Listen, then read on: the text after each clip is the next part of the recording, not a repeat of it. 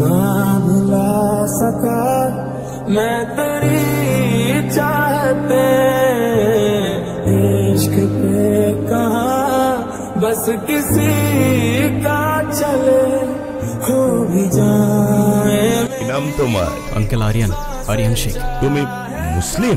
জি uncle. ও কি জানে না তুমি খ্রিস্টান? একজন মুসলিমকে বিয়ে করবে তুমি? ওকে বেরিয়ে যেতে বল।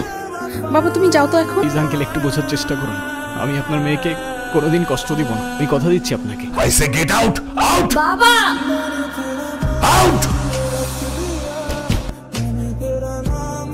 তুই কি বুঝে শুনে ডিসিশনটা নিচ্ছিস নাকি প্রেমে অন্ধ হয়ে গেছিস?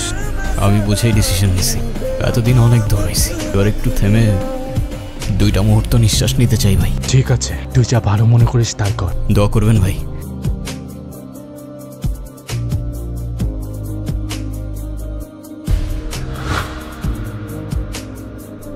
দ্বিতীয় জীবনে স্বাগতম, কিন্তু এবার আর কিছু লুকানোর চেষ্টা করলে তৃতীয় জীবন পাবি না। এখানেই আলবিদা।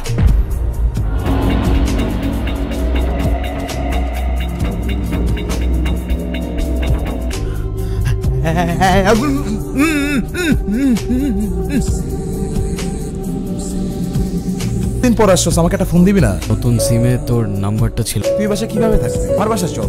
না রে, আমার জীবনের সবচেয়ে সুন্দর মুহূর্তগুলো এখানে। এখানে থাকলে মনে হয় জেনি আর আমি হয়তো এখনো একসাথেই আছি। সাথে যা হয়েছে সেটা মেনে নেওয়া কঠিন, এবার জীবনটা নতুন করে সাজা। ভাবে নতুন করে সাজাবো বল? আর যেই মেয়েটা আমার জন্য নিজের পরিবার, বাবা মা সবাইকে ছেড়ে নতুন একটা শহরে চলে আসলো, মানুষটাকে আমি আগলে রাখতে পারলাম না রে। কেউ জানুক আর না জানুক, আমি তো জানি তোর কোনো দোষ নাই। সিগারেটটা এখনো ছাড়তে পারলো না? পুরনো অভ্যাস, কি করে ছেড়ে দিই বলো? অভ্যাসগুলোর মধ্যে কি আমিও আছি? কোনো সন্দেহ আছে? পুরনো সবকিছু ধরে রাখা ঠিক না। ধরে আর রাখতে পারলাম কই বলো? তুমি ঘুমাও, আমি তোমার মাথায় হাত বুলিয়ে দিই। চাইলেও এখন আর ঘুমাতে পারি না, আমি পারলাম না তোমাকে আগলে রাখতে। তুমি তো আগলে রাখতে চেয়েছিলে, কিন্তু ওরা তো। আমাকে মাফ করে দাও, তোমার আর আমার ধর্মটা আলাদা জেনি, আমার ফ্যামিলি কখনোই আমাদের সম্পর্কটা মেনে নেবে না। তুমি কি আমাকে ভালোবাসো না? দুনিয়ার সবাই মেনে না নিলে যদি আমার প্রতি তোমার ভালোবাসাটা কমে যায় না, বলে থাকো, আমি চললাম। কোথায় যাচ্ছ? পছন্দের ছেলেকে বিয়ে করতে। তোমার কি হবে? তুমি তো আর আমাকে ভালোবাসো না। সি আগলে রাখতে পারবে সারা জীবন? হ্যাঁ বলো। কোথায় আছো তুমি? কেন? আগে বলো, গুড নিউজ শুনবা না ব্যাড নিউজ? ব্যাড নিউজটাই আগে শুনি। ব্যাড নিউজটা হচ্ছে তোমার এখন থেকে মাঝে মধ্যেই বাজার করতে হইতে পারে। কেন? কারণ গুড নিউজটা হচ্ছে নতুন চাকরিতে তোমার হাজবেন্ডের কাজের অনেক চাপ থাকবে এখন থেকে। কংগ্রাচুলেশনস। তো স্যার, আমি আর বাজার করতে পারবো না। কেন, কি হইছে? আরে ধুর, আমি একদমই দামাদামি করতে পারি না। আজকেও 150 টাকা ঠকে আসছি। আপনারা কারা আর বাসার ভিতরে কিভাবে ঢুকেছেন? হ্যালো, কারা বাসায়? হ্যালো,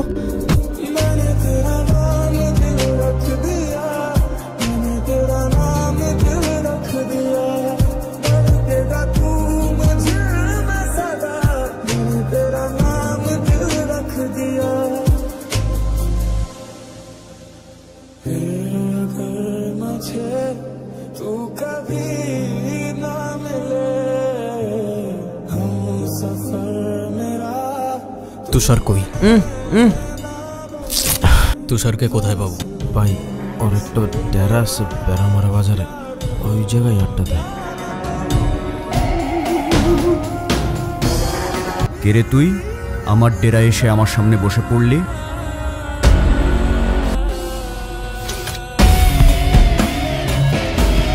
তো চিনতে পারলাম না। চিনতে ঠিকই পারছেন, এত নাটক করে লাভ নাই, সোজা পয়েন্টে আসি।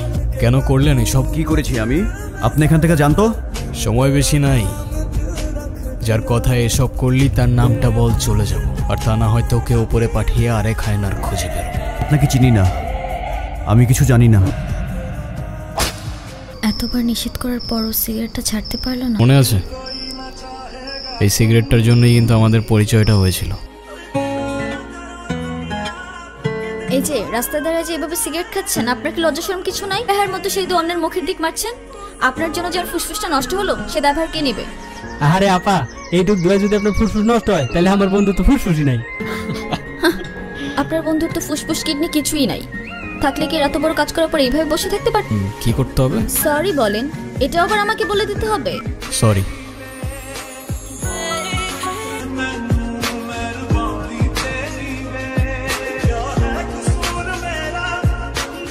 শালা আমি আগেই বুঝছিলাম তোর মধ্যে ঝামেলা আছে। তুই তুষারে মারছস না?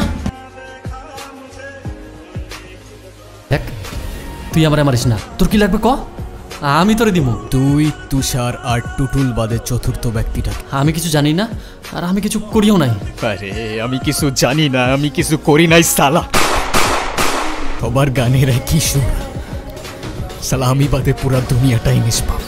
তুই জিজ্ঞাসা করতেছিলি না এতদিন কি নিয়ে ব্যস্ত ছিলাম? মার্ডার করতে। যা মজা করার জায়গা বাস না। যেই মানুষরূপী হায়নাগুলো জেনিকে আমার থেকে কেড়ে নিয়েছে না, ওদের আমি আমার নিজ হাতে শাস্তি দিয়েছি, শুধু একজন বাদে। কি বলতেছিস বন্ধু তুই? ও জেনি রে মারছে, শুট কর রে। ওরে শুট কর। পারলে তো আগে তোরে মারতে হয় বন্ধু। মাথা ঠিক আছে রে? দেখ তো চেহারাটা কমন পড়ে কিনা।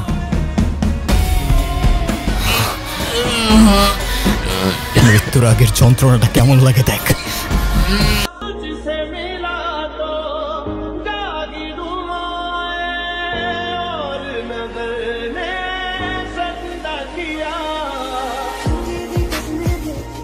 হয়তো শেষবারের মতো তোমার সাথে দেখা করতে এলাম। ভাবছো শেষবার কেন বলছি? যে হায়নাগুলো তোমাকে আমার থেকে কেড়ে নিয়েছিল তাদের বিচার আমি নিজ হাতে করেছি। হয়তো ফাঁসি হবে তাই বললাম শেষবার। তবে ফাঁসির আগে যদি আমার শেষ ইচ্ছা জানতে চাই, আমি আবার তোমাকেই দেখতে চাইব।